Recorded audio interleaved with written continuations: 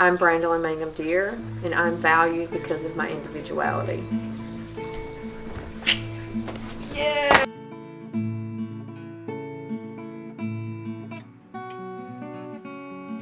Several years ago, you participated in a Showtime documentary called The L Word, Mississippi, Hate the Sin. Can you describe what it was about and what that experience was like for you?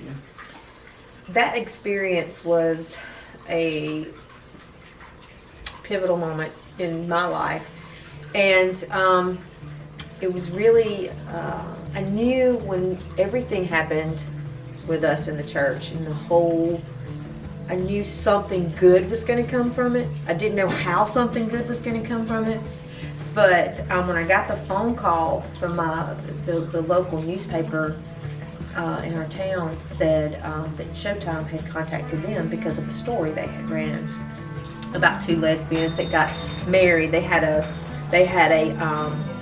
ceremony, but they didn't really get married, of course, because it wasn't legal at the time. But it was a big controversy in our small town, so Showtime heard about it and contacted them, and they said, "Oh, you need to meet Brandiilyne, right?" So they called me, and because he knew what happened to me at the church and all of the things that I had been through, so he contacted me, and within like a couple days, they were in our living room filming, and it was very surreal. It was affirming because someone heard us, someone was willing to tell our story, from our perspective and not from the church's perspective, and not from the South, and not from, you're an abomination, not from the pulpit. You understand what I'm saying? Because from the pulpit, we were abominations, and we were, hated by God, and our sin was the ultimate sin, and our love was a sin, I should say, because, I don't believe that our love is a sin, and don't at all. But according to the church, it is. But it was very affirming that someone was coming in to hear our story and to tell our story from our point of view, through our eyes. They were there to hear us, to see us, and to show other people that we, we're just normal people. Yeah. So it was it was great, and it shifted everything for us. It was a really launch pad for what we did next. It was the place we needed to go in order to get to where we were going next. So it was an amazing experience. Met some great people.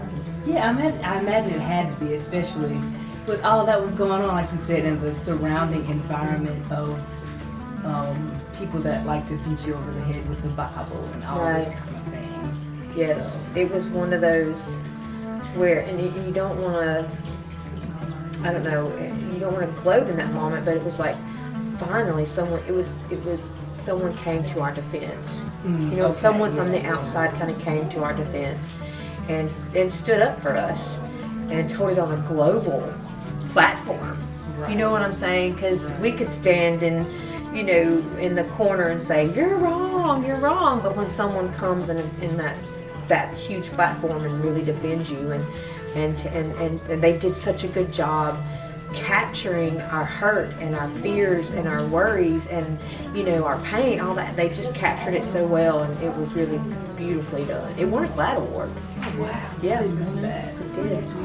Yeah. So, would you describe yourself as an activist?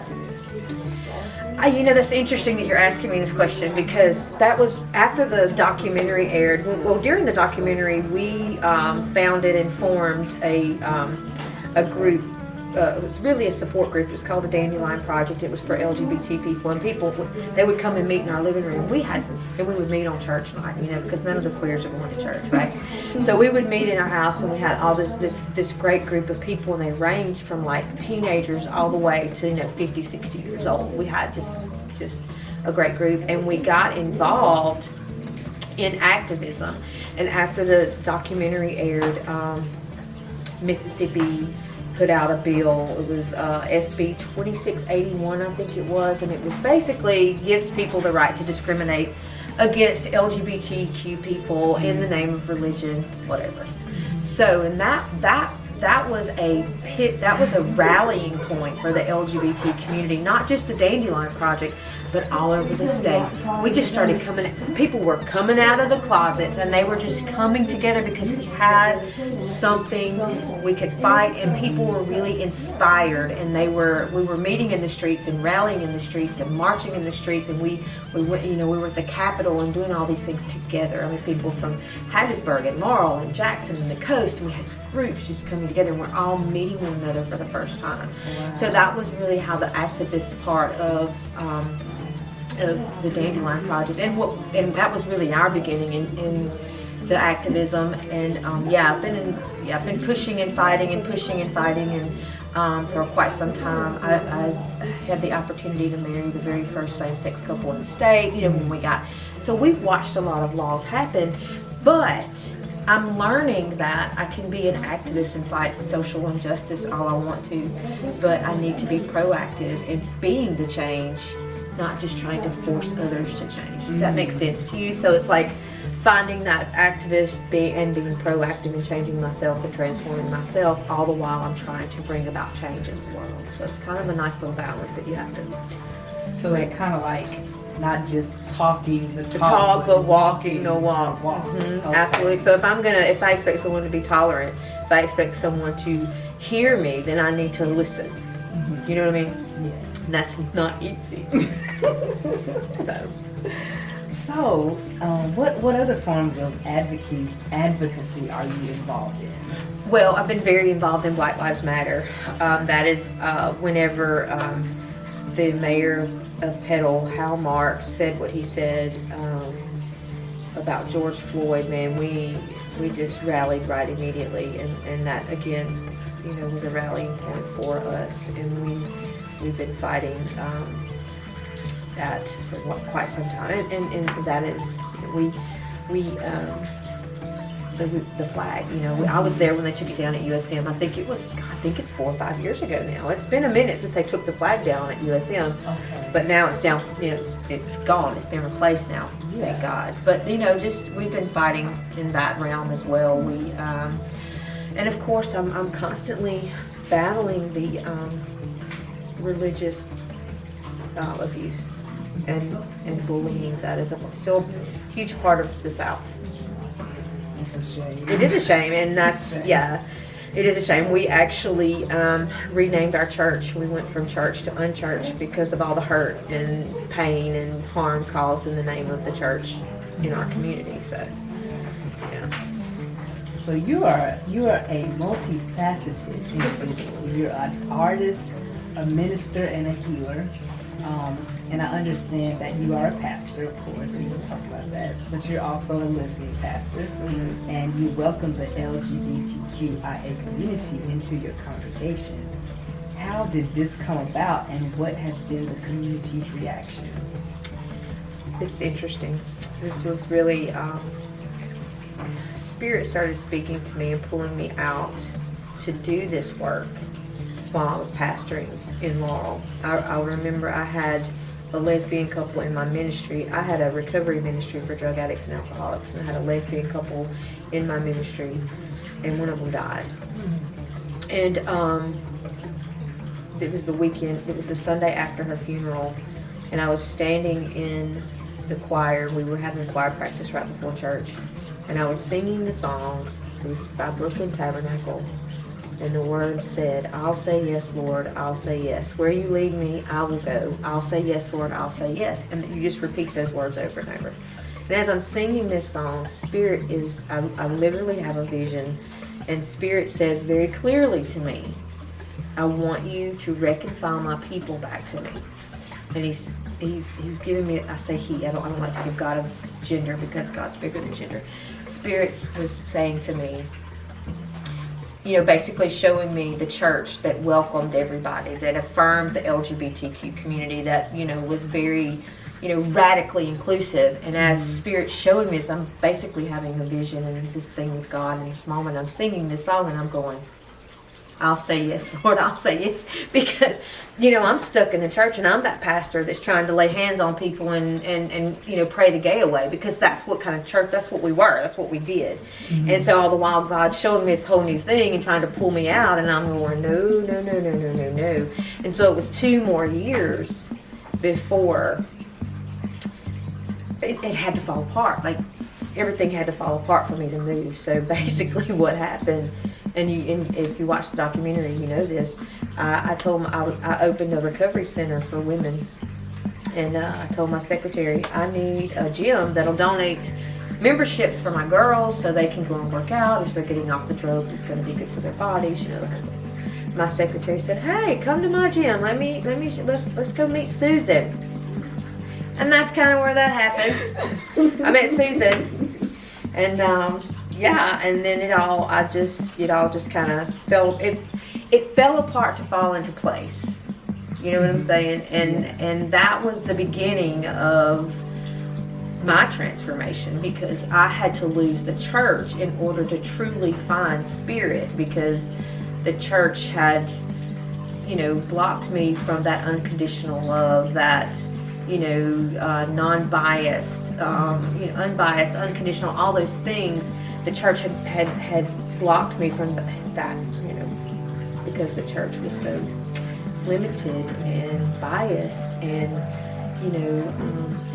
God couldn't love you, and none of those things are true.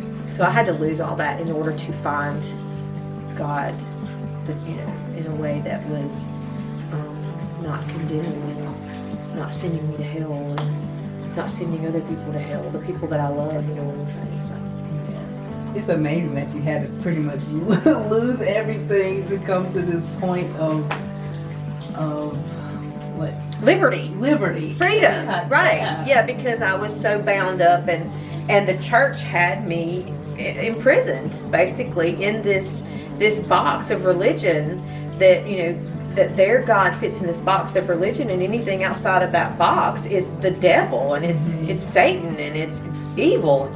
And God's bigger than God's bigger than religion. God's bigger than your small mind. God's bigger than your doctrines. God's bigger than your book. And when you allow God to be infinite, the possibilities are infinite. God's love is infinite. God's acceptance is infinite. You know what I'm saying?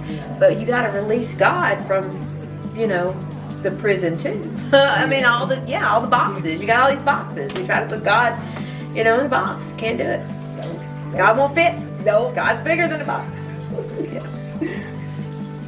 So, it's widely believed and taught in the Bible Belt that anything other than a heterosexual romantic relationship will result in spending an eternity in hell.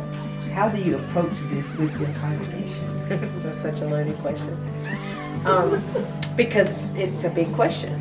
The first thing and this was one of those aha moments for me, because when I came out in the church, when I tell you, it was horrible. It was a horrible time. One of my friends, a gay man, gave me a book, and I started reading the book, and the first thing it really pointed out to me was Jesus never said anything about being gay. Not one word. And I was like, but Jesus, oh my God, Jesus didn't say anything. And that's the first thing I say to people. I ask them, what did Jesus say about your life and about your relationship? And, they're like, well, he says it's wrong. And where did he say it was wrong? Because we think, because of the sermons and the unspoken stuff in the church, that Jesus must have said something, but Jesus never said anything about it. And that's the first thing I like to point out. And then I really go a little deeper with people, and I show them where, the word homosexual and homosexuality was not in the Bible until 1947.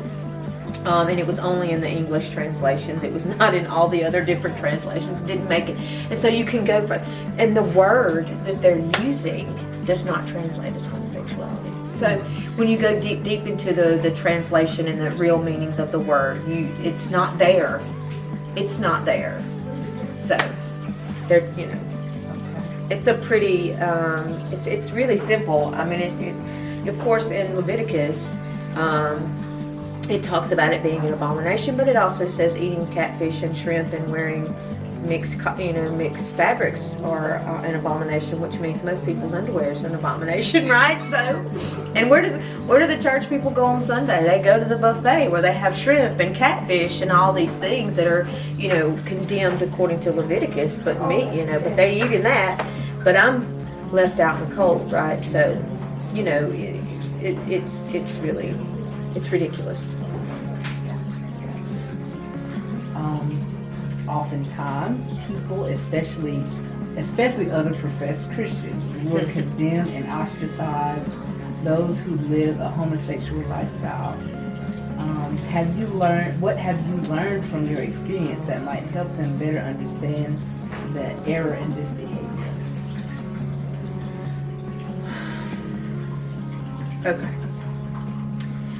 Recently, and it's probably been this year, of course, recent, I have witnessed the moral decay of Christianity in so many ways.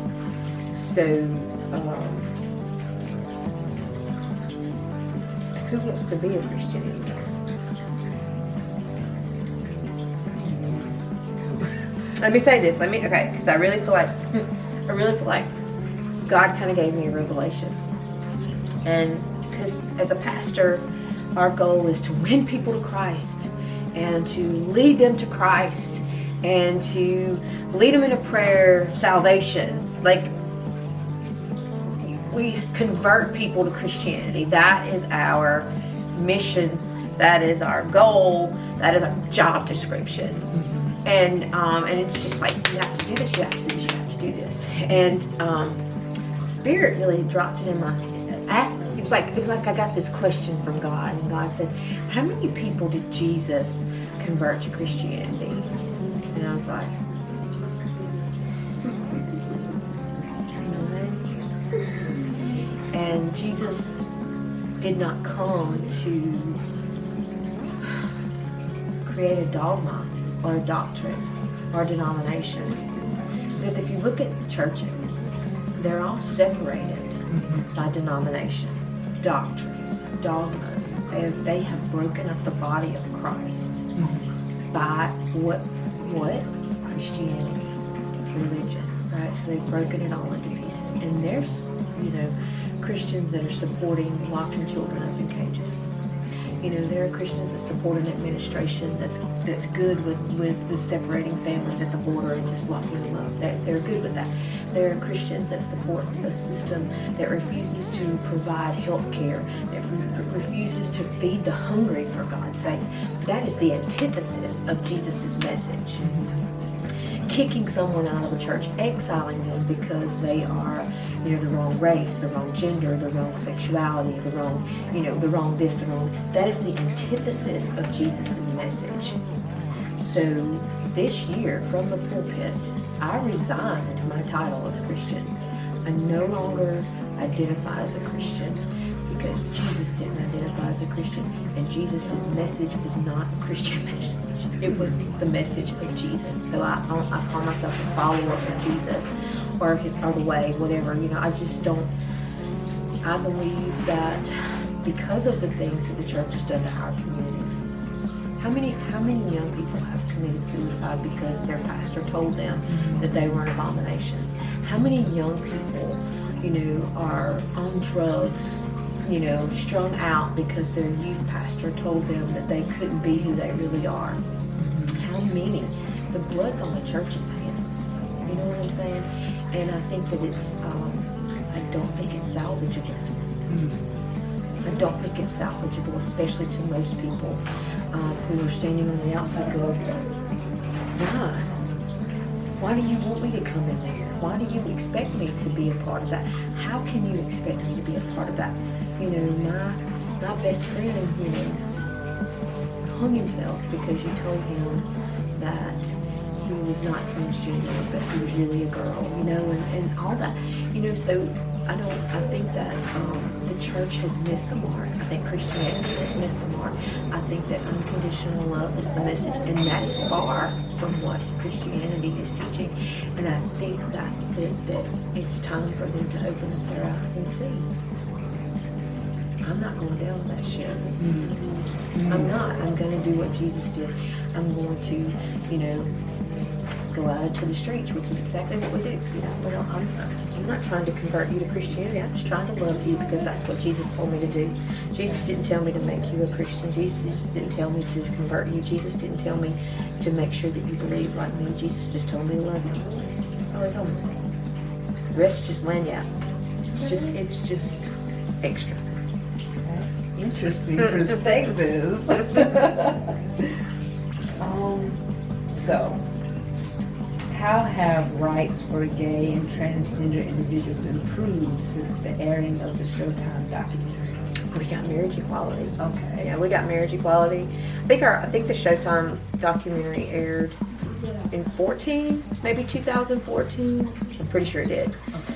And we got marriage equality in 2015. Oh, that was... Yeah, and like I said, I married the very first same-sex couple in the state of Mississippi. As a matter of fact, in the state of Mississippi on decision day, there were only 3 marriage licenses that they issued, and I married all 3 of them. Wow. Because they all 3 came out of Hattiesburg, but the rest of the circuit courts wouldn't issue them because they were afraid that it was not going to be legal.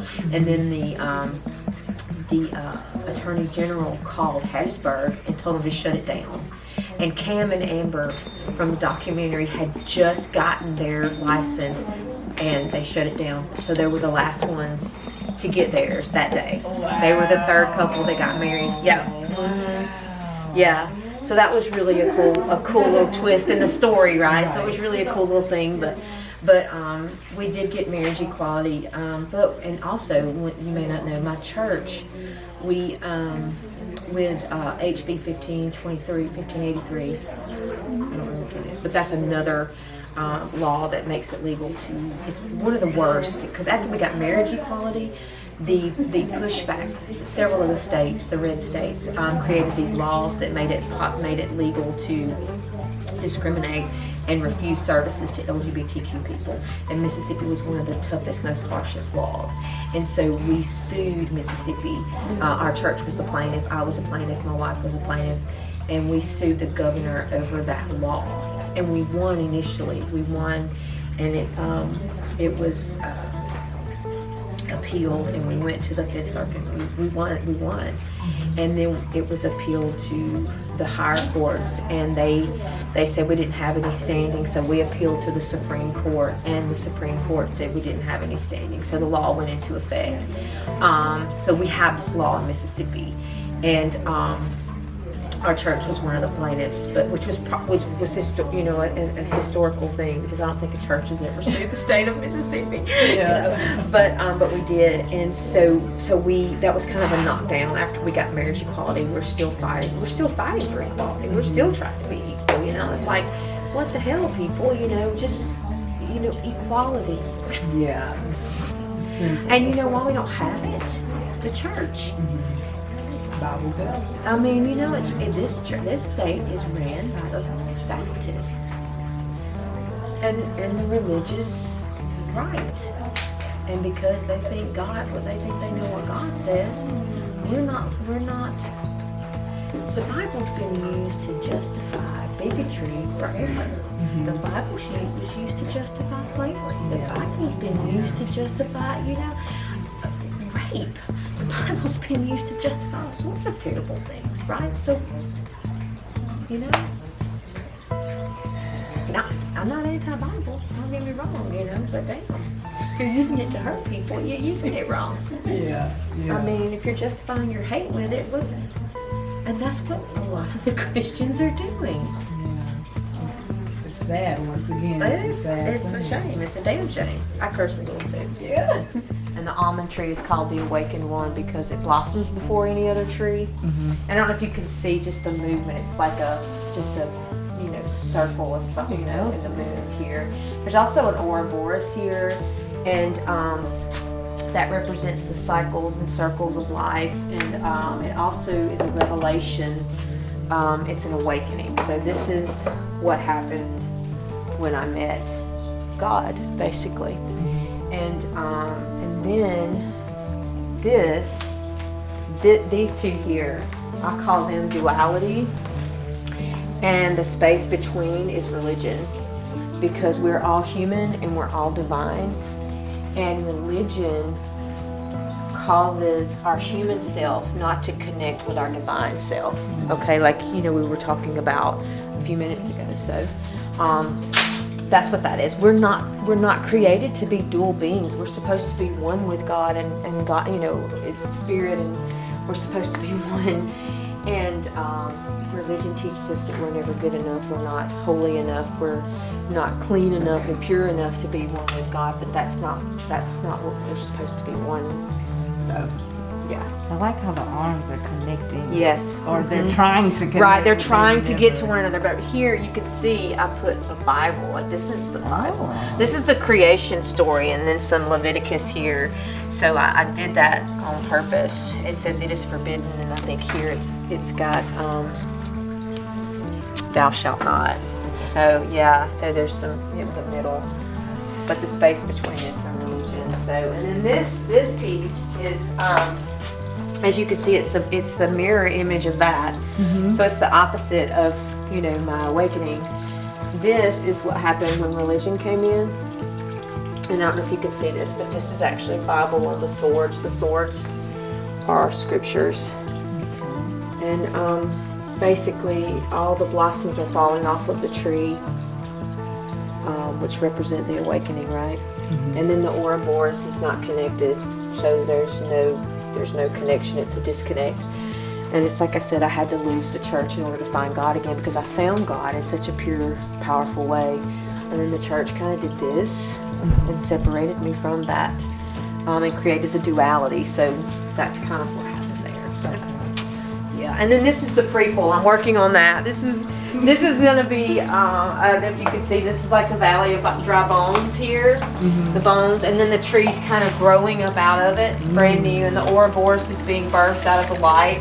So, and then I'm going to build like a wall, because I don't know if you noticed the sides of these big paintings, but there's going to be like a wall, because it's kind of like breaking out of the walls, like the disconnect. So this is so it's kind of it tells a story.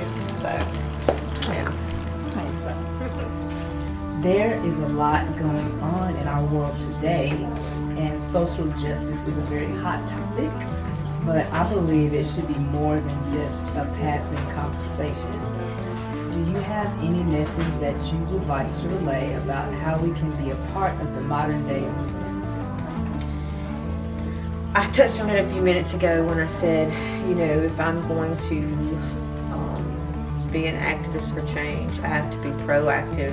I have to be a proactivist for my own change, for my own transformation. And I think there is a reciprocity that has to happen. There has to be some bending, some give and take. Now, I'm all about, pounding, but we've got to stop, or just stop and say, okay, I hear what you're saying, but I need you to hear what I'm saying.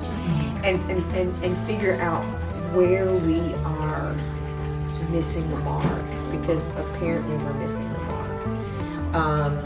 I don't think that those of us that are fighting on the side of social justice we can't be any clearer. But I think that we just need to pause, not our work, but inside of ourselves, and try to see where we can make the change, so that these two hard lines come together. These two pieces can click together somehow, and we can find balance. And it's like we're fighting the same battle. We're walking in circles. It's like the story of Moses in the wilderness. They're walking in circles and walking in circles and walking in circles, and until we can find that place to cross over into that promise, we gotta find the path. Yeah. We're just walking in circles. Yeah. And so I don't know. I'll tell you what I think is happening. I believe that we are on the verge of that breakthrough. I think we're right on the edge of it, and what we are experiencing speaking of walking in circles, the story of Moses and Joshua walking in circles, they had to walk in circles until a particular mindset, the people with that mindset had to die there before they could go into the wilderness. Now I'm not saying that the mindset has to die. And I'll tell you what I feel like we're experiencing. We're experiencing a death rattle because I believe that mindset is dying. And anytime something's dying, it's really fighting to stay alive. And so it's really loud and it's really, because it's a death rattle. It's trying really hard to hold on, but it is just like, I think about a cat that's just got no claws and they're just sliding down and they're screaming the whole time, and that's kind of what I feel like we're experiencing. We're experiencing that death battle of that mindset. The mindset's dying. It's becoming a thing of the past. And it's going to be one of those, you either hop on the freedom train or you're gonna get left behind. And it's that hard line that's kind of being drawn.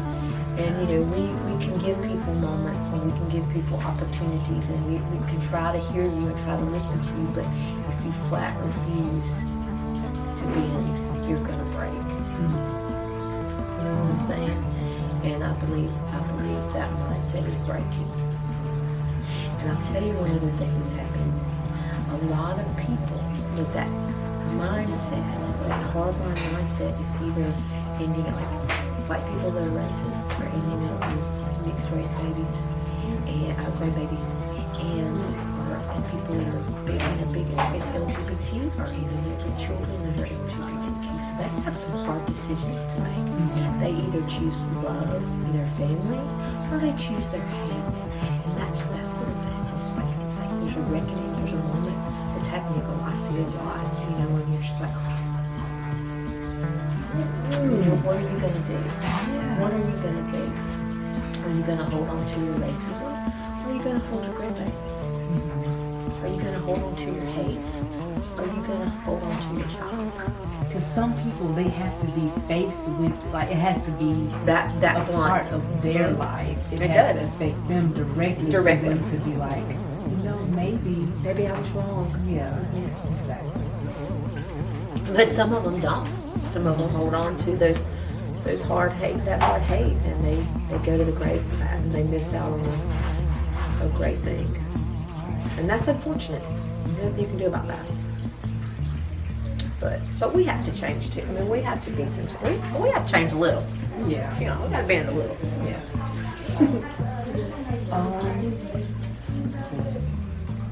So, last question. What are your current undertakings and how can people connect with you? I love how you use the word connect. Let me grab something. Hold on, let me show you what I'm doing. So, let me show you what I'm doing. Okay. So I have this cool little project that I'm doing. It is an art project. And these just came in right before you got here, actually. Okay. Spirit showed me, and I use the term spirit because, I don't know, it just feels more inclusive than just saying God. It's just a bigger term for the same energy. I believe that, of course, on the Red Jasper, and it's a metaphysical crystal shop. I read oracle cards. I do all these things. And I believe that spirit, and people from all walks of life, all spiritualities walk through these doors. So I meet so many people, and I hear so many wonderful stories about their spirituality, and some beautiful, it's just beautiful. And I feel like that spirit showed me that each one of us has a piece of the truth, right? We each have a piece of the truth. And if we will all come to the table and bring our piece and put them together with everyone else's, we'll get a bigger picture. So I'm doing this project, and I am collecting artists from all spiritual paths. Okay. And so I have one of my dearest mentor, she is a Buddhist Lama. She's going to paint one piece. I have a practicing Jewish woman. She's going to paint one piece. I have a Muslim girl who's going to paint one piece. And it goes on. And we're all going to paint the painting. We're going to leave the place where it connects blank. Then we're going to all come together. And these are going to be numbers. So the people that connect to us, they have to collaborate with a person from a different path. And they have to paint their pieces to make them match, to make them connect. So that's what we're doing right now. So I'm looking for an artist to complete this project. And that's what I'm doing. Because I believe that God is bigger, like I said, than doctrine or dogma. And I think that our relationship with Spirit is so individual and so diverse. And I believe that God is big enough. That's one of the things that God spoke to me. I have I am and I am tattooed right here. I have I am in lowercase and I am in uppercase. Because God said to Moses, I am who I am. And I feel like God spoke to me through my bigotry and said, I am who I am to this person. And I am who I am to this person. And I am who I am to this person. And it's really none of your damn business how I choose to reveal myself and express myself to my people. But all you have to know is that I'm big enough to be all those things. And all you have to do is love them. I'll do the rest. Right? Wow. Yeah. And that's what I'm doing right now. This. That's amazing. Yeah. I feel like that's gonna touch a lot of people. I hope so. So we're gonna display it here, hopefully. And if someone wants to display it, we'll send it places. But yeah, I'm excited. So I have probably 6 or 7 artists right now so far. I'm looking for someone in the Hindu faith. I'm looking for I want it. I want to represent everything. Yes, I want it to just be so diverse because we're so different.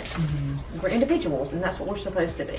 And our spirituality should not be cookie cutter. No. It's different. It's all different. And a puzzle fits together because of the places that are missing, not the things that are the same. Right. You just have a bunch of the same puzzle piece doesn't make. And the puzzle is going to have an edge like this. It's not going to have a boundary because God is infinite.